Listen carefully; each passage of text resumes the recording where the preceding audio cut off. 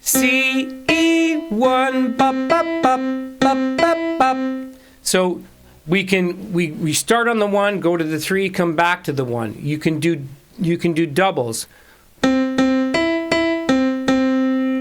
bop, bop, bop, bop, bop. Bop, bop, bop, bop, bop, bop, bop, bop, bop. You can mix it up. You can use the staccato sounds. You can use legato sounds. Making sure you're finding each and every note, right? We're not reaching for it. We're not gliding up to it. We're trying to find as much accuracy as possible. And when you do that, your glissandos are going to sound much more accurate as well. So then we do the 1-3-1, and then we would move to the 1-5-1, 1-3-5. So from 1-3-1, 1-3-5, bop, bop, bop, bop, bop, bop, and then descending 5-3-1, bop, bop, bop, bop, bop, bop, which makes up the chord. It's a basic C chord pattern. Bop, bop, bop, bop, bop. Now you could also, if you're needing to habituate a little slower, repeat each note. Bop, bop, bop, bop, bop, bop, bop, bop, bop, bop. And then 1-3-5-3-1. 1-3-5-3-1. So we've got 1, 1-3-1, 1-5-1, 1-3-5, 5-3-1. 1-3-5-3-1. So we already do this in the app in the 5-tone scale in the deep practice section. And incidentally, the way I'm demonstrating intervals today is really all about deep practice. Deep practice is when you really slow down and digest each and every note and confirming the muscle memory, the habit, creating the habit to enforce correct pitch, accurate pitch, great placement, etc. Sometimes in that 5-tone scale, we play it 1, 2, 1, 1, 2, 3, 2, 1, 1, 2, 3, 4, 3, 2, 1, 1, 2, 3, 4, 5, 4, 3, 2, 1. We could keep going. 1, 2, 3, 4, 5, 6, 5, 4, 3, 2, 1 to the 7. 1, 2, 3, 4, 5, 6, 7, 6, 5, 4, 3, 2, 1 till eventually it's the 1-octave scale. So in the app, we start on the 5-tone, then we move to the octave. We work the octave the same way, slow and convincing. We have to develop that habit. So these patterns connect intervals, right? So basically, singing scales is singing intervals. Playing the piano is playing intervals. Guitar, intervals. Making a noise, intervals. The distance between each note that you say make is an interval. We build musical memory. Sometimes in that 5-tone scale, we do things like this. We're going to play 1, 2, 3, 2, 3, 4, 3, 4, 5. And then we would go up a semitone, 1, 2, 3, 2, 3, 4, 3, 4, 5. We do this, as high as it's comfortable, and then we bring it back down. Then what we're going to do is do the descending pattern. 5, 4, 3, 4, 3, 2, 3, 2, 1. Intervals close together. 5, 4, 3, 4, 3, 2, 3, 2, 1. Go up. Now, eventually we put both the ascending and descending patterns together, and this becomes a run. If I'm going bup, bup, bup, bup, bup, bup, bup, bup, bup, bup, bup, bup, bup, bup, bup, bup, bup, bup. Together it would sound like bup, bup, bup, bup, bup, bup, bup, bup, bup, bup, bup, bup, bup, bup, bup, bup. Eventually on a sung pattern,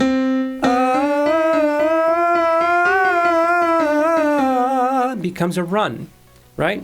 Just over the 5-tone scale. We can do this on any scale. Now you could take a major scale in intervals and you could work 1, 2, 1, 3, 1, 4, 1, 5, so it sounds like this. And